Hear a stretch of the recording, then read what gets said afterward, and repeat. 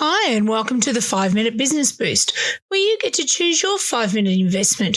I'm your host, Sam Hicks, and I'll be discussing topics under the headings of business development, marketing, photography, and much more.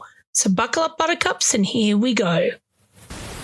Today I talk about small business grants.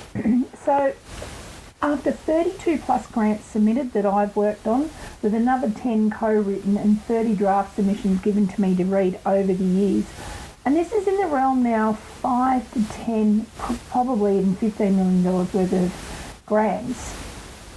You've got to understand, grants in that community development is a happy place for me. So what the hell's that got to do with writing small business grants? A lot, and I've done a heap of these as well. The processes and thoughts behind writing grants for not-for-profits on one hand and small businesses on the other are very, very similar, and they align very well. So what you can learn from my previous podcast and this episode is a crossover in a way. Now, I've seen firsthand what grants can do for small businesses. I've seen the good, the bad, and the ugly side of grants. So buckle up, because we're going to hit the worst part first. So then that's out of the way, and we can be all positive and rainbows and butterflies and puppy dogs. So this is not to put you off, but it's really just to identify the elephant in the room.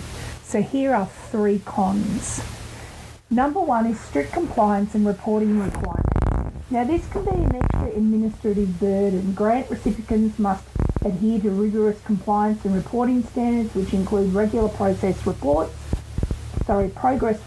financial audits, and detailed documentation.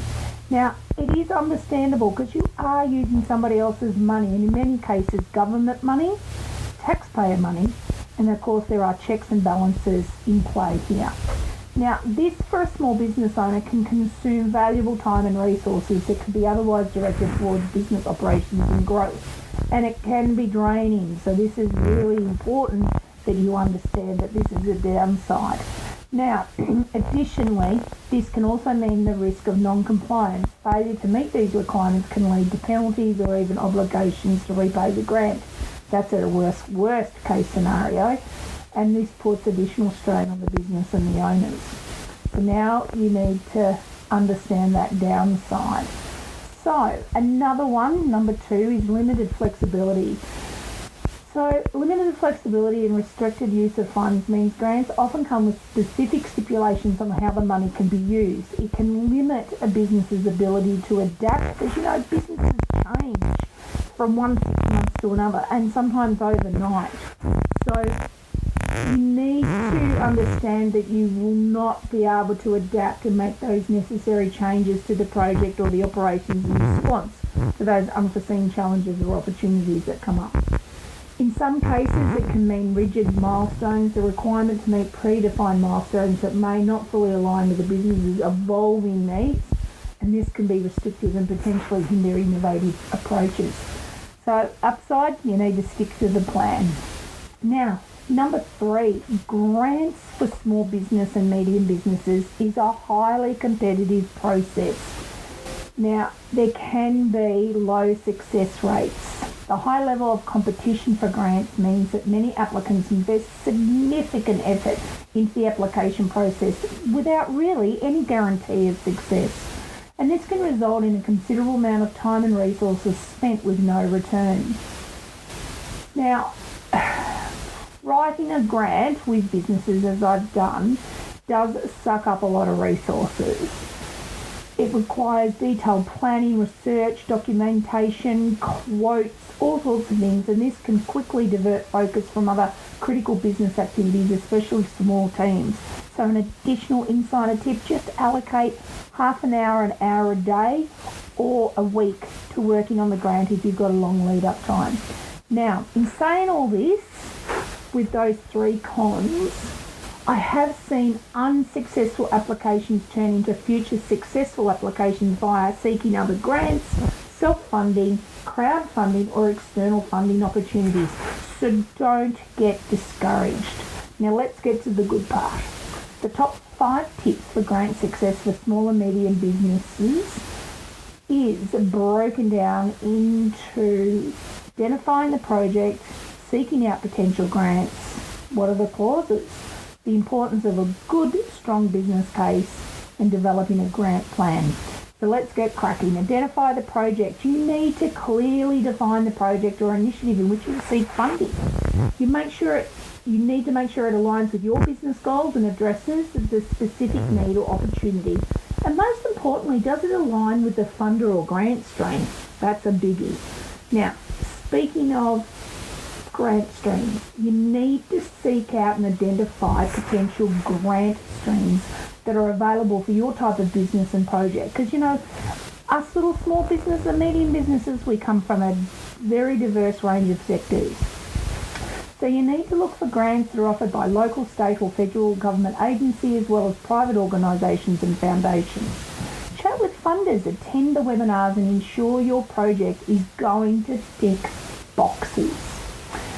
Number 3, understand the clauses, the catch, the milestones. Are they smart? Carefully review those terms and conditions of each grant. Pay attention to any specific requirements, milestones or deliverables.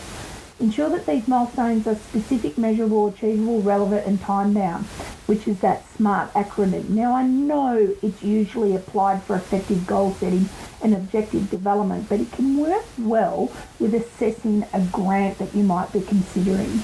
And you need to do your homework, do your research, ensure you understand every section, especially those clauses and those fine details, because they will come back to bite you on the bum. Okay, so the next one is number 4, the importance of a strong business case. Now, I have seen many business cases and a lot of the times the finances don't add up. So you might need a little bit of help with that. But you need to develop that compelling business case that outlines the need for the project, the expected outcomes and the benefits to your business and your community.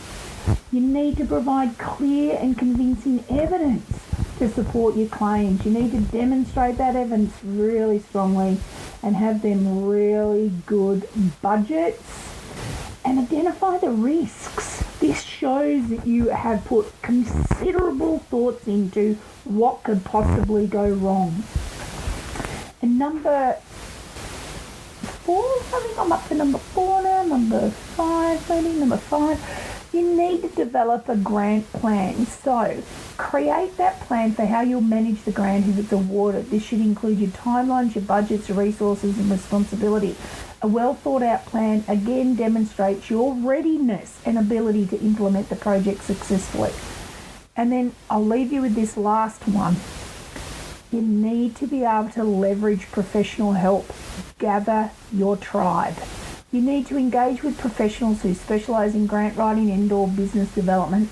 Their expertise can help you navigate the application process, ensure all your documentation is correctly completed. You must have those ducks in a row, people.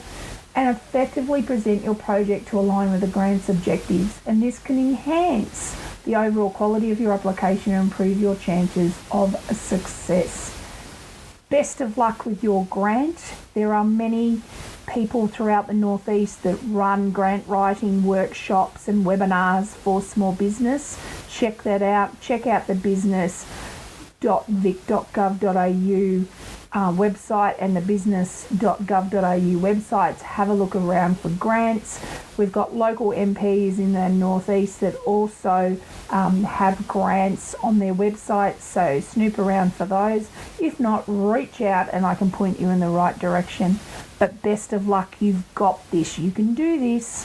Bye for now. Thanks for listening to the 5-Minute Business Boost. For more information, follow me on social media, sign up for my newsletter, or check out my website to see how we can work together to reach your small business goals.